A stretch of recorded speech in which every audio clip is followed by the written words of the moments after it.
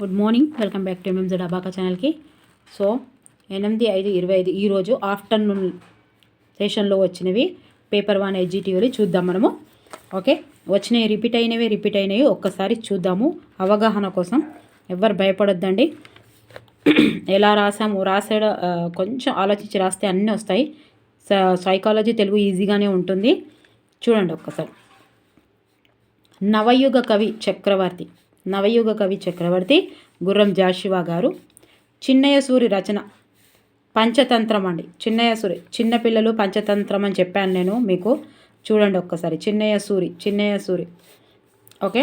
విష్ణు శర్మ ఈ పంచతంత్రం గురించి చిన్నయ్య సూరి చిన్నపిల్లల అంటే చెప్పాను చూడండి. ఒక్కసారి మీరు చూడండి. ఇది మనం చెప్పింది ట్రిక్లో. తర్వాత యారావాలు ఏంటి అని అడిగాడంట. సో అంతస్తాలు అని చెప్పడం జరిగింది. నేను ట్రిక్కులు ఏం చెప్పినా అంటే 4-5 ఫోన్ చేశారండి నాకు. యారావాలు అంటే మేడం మీరు యారాన్లో చెప్పానండి. యారాన్లు ఒకటే అంతస్తులు ఉన్నారు, నవ్వుకుంటూ ఉంటారు, గొడవ పడరు అని చెప్పాను. మళ్ళీ రేపు వచ్చే రిపీట్ కావచ్చు ఇంకా చాలావి. ఎందుకంటే మన వీడియోస్ చూడండి, అలంకారాలు కానీ వర్ణమాల కానీ నేను ట్రిక్స్ ద్వారా చెప్పాను. ఒక్కసారి చూడండి. యారావాలు వర్ణమాల ఉంది, నేను లింక్లో ఇస్తాను, అది చూడండి ఒకసారి. యారావాలని ఏం చెప్పినా అంటే, ఎన్నిసార్లు ఎందుకు చెప్తున్నా అంటే మళ్ళీ రిపీట్ అవుతున్నాయి కాబట్టి. అంతస్తాలు అని చెప్పాను. యారాన్లు అందరు కలిసి ఒకటే అంతస్తులు ఉంటారు కానీ కొట్లాడుకోరు అని చెప్పాను. ఓకే. పచ్చతోరణం రచన ఎవరిది అని ఇచ్చారట. సారస్వత నవనీతది ఎవరిది అని ఇచ్చారు. దేవులపల్లి రామానుజరావు దేవులపల్లి రామానుజరావు అండి. కవి బ్రహ్మ ఎవరి బిరుదు అని ఇచ్చాడట. పద్యం వేమన శతకంది ఇచ్చాడంట. తర్వాత దిగంబర కవి చేరబండ రాజు అండి. బద్దం భాస్కర్ రావు. ఇది కూడా మొన్న వచ్చింది. సో వచ్చినాయి చూడండి, మళ్ళీ వస్తున్నాయి. ఒక్కసారి అది చూసుకొని వెళ్ళండి. బద్దం భాస్కర్ చేరబండ ఒకసారి చూసుకోండి లెసన్ తప్పకుండా. ఎందుకంటే మొన్న ఇచ్చాడు ఫస్ట్ రోజు ఆఫ్టర్నూన్ సెషన్లో ఫస్ట్ సెషన్లో ఇచ్చారు. చూడండి ఒక్కసారి మళ్ళీ ఇచ్చాడు. తర్వాత సమయం నలుపు అర్థాన్ని ఇచ్చేవి ఏంటి అని అడిగాడు. పితృ ప్లేస్ రుణం సవర్ణ దీర్ఘసంధి. సో అందులో మనం లెసన్ చెప్పిన దాంట్లోనే ఉందండి, డైరెక్ట్ బిట్ అది. తర్వాత రామనాథుడు. రమ అంటే లక్ష్మికి భర్త అయినవాడు విష్ణువు. వ్యుత్పత్త్యార్థాలలో ఇచ్చాడంట. ఓకే. తర్వాత ఇదిగోండి, మీరు ఎక్కువ దాదాపుగా ఎక్కడ నుంచి చూడాలంటే 6th 7th 8th నుంచి చాలా ఇచ్చాడండి. సో అందుకే తప్పకుండా అక్కడి నుంచి వస్తున్నాయి కాబట్టి ఒక్కసారి వెళ్ళేటప్పుడు కూడా తప్పకుండా చూడండి. మీరు రేపు వెళ్ళేటప్పుడు కూడా బుక్స్ చూడండి. లాస్ట్కు ఉన్నాయి. ఇదిగోండి 7వ తరగతిలో స్నానం తానం అని ఇచ్చాడు చూడండి. ఓకే. తానం వికృతి పదాలు. ఓకే. తర్వాత శరభం శశం అంటే కుందేలు పర్యాయ పదాలండి. సో ఇదిగోండి 7వ తరగతిలో కుందేలు ఇదిగోండి శశం శరభం పర్యాయ పదాలు. సో ఓకేనా. మీరు ఒకసారి చూసుకొని వెళ్ళండి. రేపు వెళ్ళేటప్పుడు ఖచ్చితంగా చూసుకొని వెళ్ళండి. రేపు వెళ్ళేవాళ్ళు రాత్రికి అయినా సరే. ఓకేనా. ఎందుకంటే 6th 7th 8thలో నుంచి చాలా ఇస్తున్నాడు కాబట్టి ఖచ్చితంగా ఇందులో నుంచి ఇస్తాడు.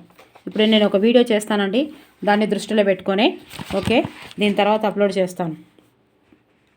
తర్వాత రమాపతి ఇదే కావచ్చు. రామనాథుడు రమాపతి అంటే కొన్ని వీడియోస్ ద్వారా విన్నాం, కొన్ని ఫోన్ల ద్వారా విన్నాను కాబట్టి. అష్టాదిక్కులు ద్విగు సమాసం అండి.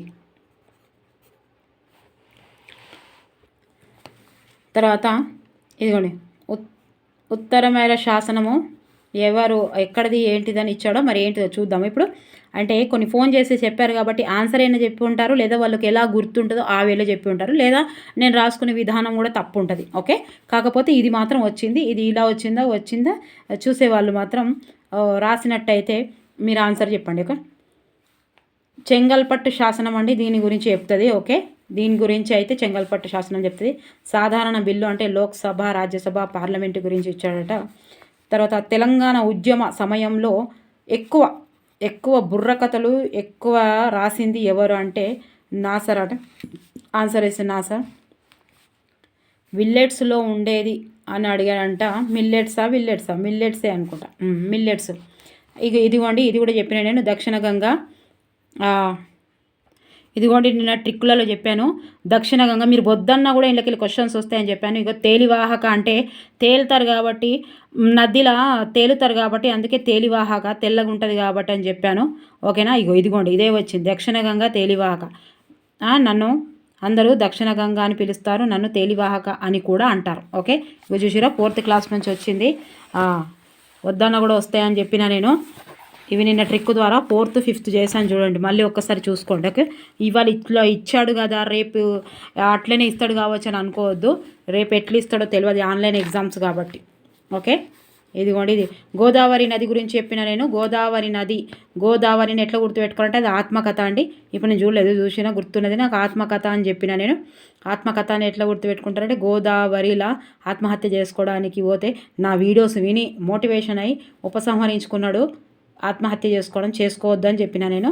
ఓకేనా, మళ్ళీ రేపు వస్తుందేమో అని. ఈరోజు గోదావరి గురించి ఇది అడిగాడు కదా, సో రేపు ఖచ్చితంగా బిట్ వచ్చే అవకాశం ఉంది. గోదావరి ప్రక్రియ అడగొచ్చు, గోదావరి ప్రక్రియ అడగొచ్చు, ఇంకా గోదావరిలో చాలా ఉన్నాయి కదా, ఎక్కడ ఏది అని అడగొచ్చు. ఓకేనా, అవన్నీ గౌతమి, మంత్రకుటమి అవన్నీ ట్రిక్స్తో చెప్పాను, ఒక్కసారి చూసుకొని వెళ్ళండి. తర్వాత బ్యాక్టీరియాను కనుగొన్న శాస్త్రవేత్త ఫస్ట్ అంటే మొదటిని ఏమని పిలిచారని అన్నాడు. ఎనిమల్స్ క్యూ అని అన్నాడు. ఇది ఏంటిదో కరెక్టా, అలా వినిపించింది, నేను రాసుకున్నాను అంతే.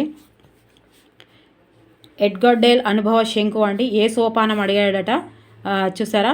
నేను ఇది మీకు అది కూడా లింక్ ఇస్తాను, ఒక్కసారి చూడండి ఈ వీడియోలో, అది కూడా లింక్ ఇస్తాను. విద్యార్థికి పోస్ట్ మ్యాన్ వేషం వేస్తారు, ఇది ఏ దశకు ఏ స్థాయికి సంబంధించింది అని అడిగాడట. చూసారా, నేను చెప్పాను, అందుకే అది కూడా ట్రిక్స్ ద్వారా చెప్పాను. ఓకేనా, ఒక టీచర్ ఉంటాడు, ప్రత్యక్ష అనుభవాలతోటి కల్పిద్దామని అనుకుంటే నాటకాలు ప్రదర్శిస్తారేందిరా సుశీరా, గిన్నొచ్చినవి నాటకాలు ప్రదర్శిస్తారేందిరా అని చెప్తే ఎక్కడికి పోయిర్రా అని అడిగితే మన ఊరి చివరిలో క్షేత్ర ప్రదర్శనలు అయితే అక్కడికి వెళ్ళాము సారు అంటే, అక్కడ ఏముంది అంటే అక్కడ టీవీలు సినిమాలు చూపిస్తున్నారు అంటే, ఏం సినిమా చూపిస్తున్నారు అంటే దృశ్యం సినిమా చూపిస్తున్నారు అంటే, అయితే చూసి వస్తున్నారు అంటే దృశ్యం సినిమా చూస్తుంటే అక్కడ టీవీతో సహా రేడియోలు కూడా వినిపించారు. దృశ్యం సినిమా చూస్తుంటే టీవీ వలిగిపోయింది, పెద్ద శబ్దం వచ్చింది, అందుకే వచ్చేసినాం సార్ అని చెప్పిన చూడండి. అట్లా గుర్తుకుంది చూడండి నాకు. మీరు కూడా ఇప్పుడు అది చూసి ఉంటే ఖచ్చితంగా ఈ ఆన్సర్ చేయగలుగుతారు. ఇంకోసారి చేయండి, ఇంకోసారి చూడండి. టీచర్ విద్యార్థికి పోస్ట్ మ్యాన్ వేస్తే ఏ దేశకి అని చెప్తారు. ఇక అది నాటకానికి సంబంధించిందా ఏం సంబంధించారో ఈ వీడియో కూడా లింక్ ఇందులో ఇస్తాను, మీరు ఒక్కసారి చూడండి, తప్పకుండా వస్తున్నాయి కాబట్టి. తర్వాత ఎక్కువ వర్షాలు ఎక్కువ పంటలు, ఎండలు గల అడవులు అని అడిగాడంట. సో భూమధ్య రేఖలు సతతహరిత అరణ్యాలు అవి. తర్వాత పరాపరాగ సంపర్కం జరిగే మొక్కలు, ఇది ఇంతకుముందు కూడా రిపీట్ అయిందంట. బొప్పాయి, కొబ్బరి అండ్ బఠానీ. తర్వాత జీడి మామిడిలో పండుగ కనిపించేది తొడిమే.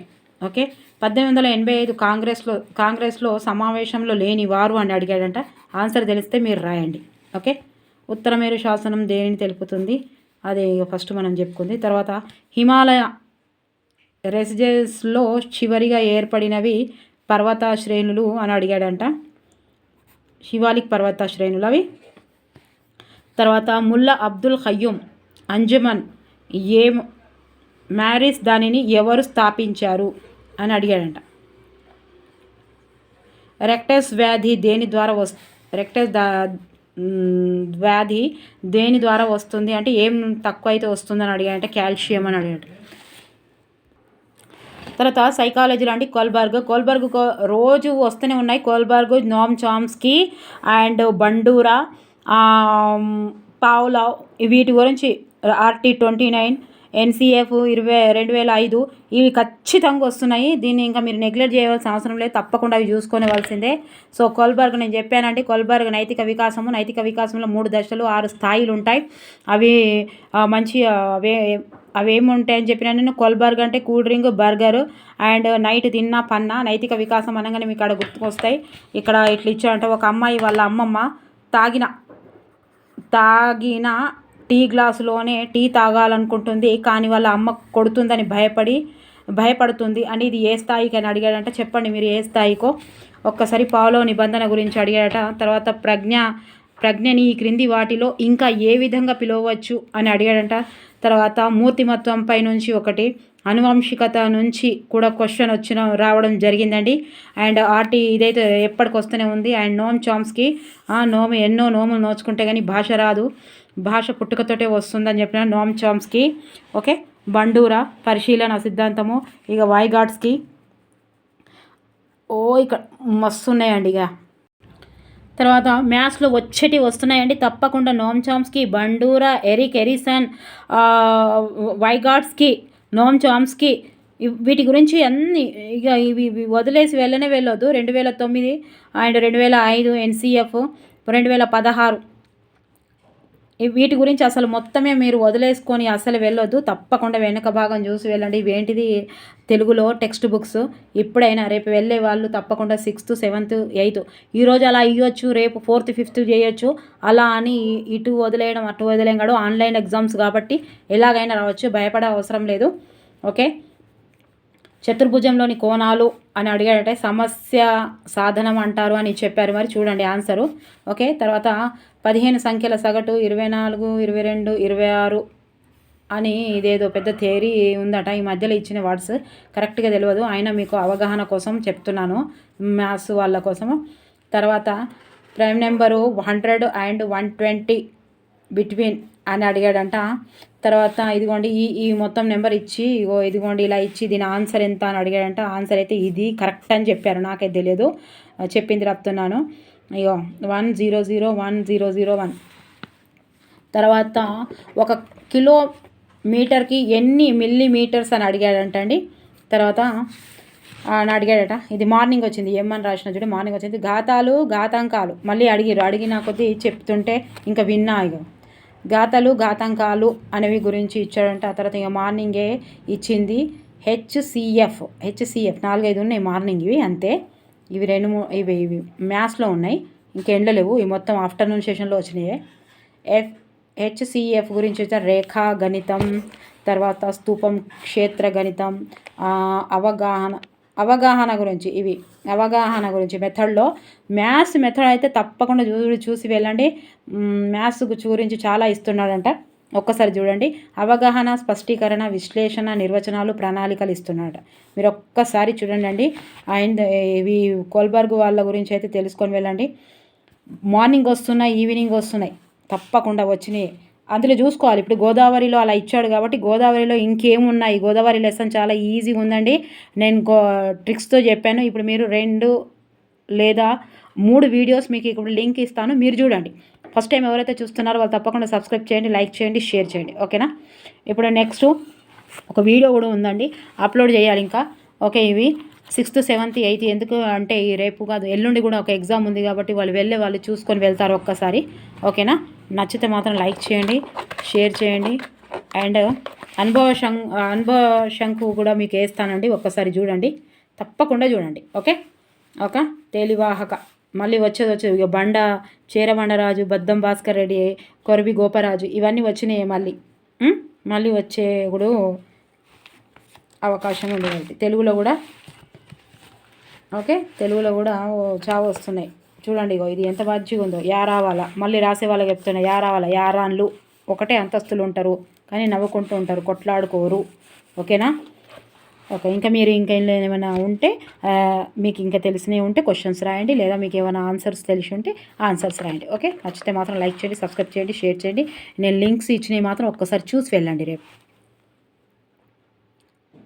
Thank you for watching. Bye. కామెంట్స్లో వస్తున్న ప్రతి ఒక్కరికి మనస్ఫూర్తిగా నా ధన్యవాదాలు.